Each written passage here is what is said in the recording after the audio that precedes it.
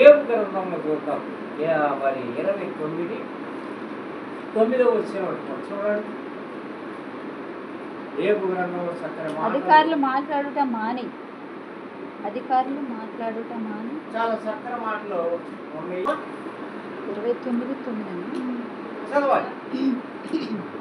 అధికారులు మాట్లాడుట మాని అధికారులు మాట్లాడుతా మాని నోటి మీద చెయ్యి వేసుకొనిరి. ఎక్కడ? నోటి మీద. అంటే చెప్పితే వింటారా అనుకున్నారంట ఆ మాట్లాడుకునేవాడు. అంటే ఆయనంటే అంత భయం ఉండేది మనుషులకి కదా. ఇప్పుడు వాళ్ళకి ఏం భయం ఉండదు. అని తెలియదేంటంట. ఆ రోజుల్లో జీవించిన జీవితంలో మనుషులు పోల్చుకుంటే చాలా భక్తిగా ఉన్నట్లుగా మనం చూడగలుగుతాం. చదవమ్మా. ప్రధానులు మాట్లాడక ఊరుకొనిరి. ప్రధానులు మాట్లాడకుండా ఊరుకున్నారంట. వారి నాలుక వారి అంగిలికి అంటుకొనెను. అంగిలికి ఇక్కడ ఉన్న నాలుక ఇక్కడ అంటుకుందాం. అంటే ఆయన చూసి నా సంగతి చెవినబడిన ప్రతివాడు, నా సంగతి తెలియబడినటువంటి ప్రతివారు నన్ను అదృష్టవంతునిగా ఎంచెను. ఏమంటారండి?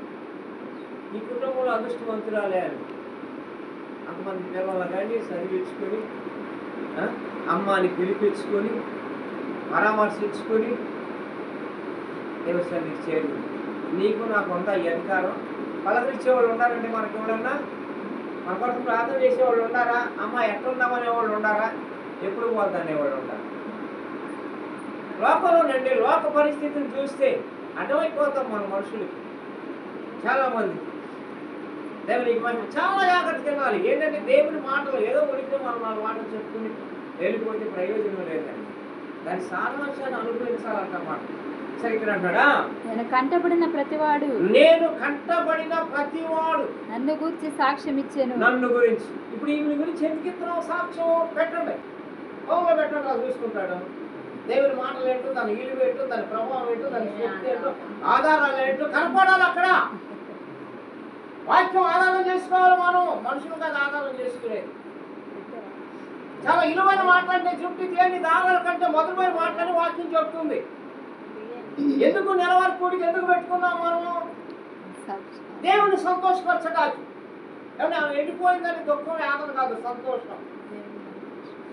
అందుకే ఈ సంతోషాన్ని పంచడానికి, ఈ సమాధానాన్ని పంచడానికి, ఈ ఆనందాన్ని పంచడానికి తనకున్న పిల్లలకి దేవునికి మహిమ కలుగునుగా. దేవుడు ఏం మాట్లాడాలంటే ఏ సమాధానం చెప్పాలి? మనము ఏ సమాధానం చెప్పాలి?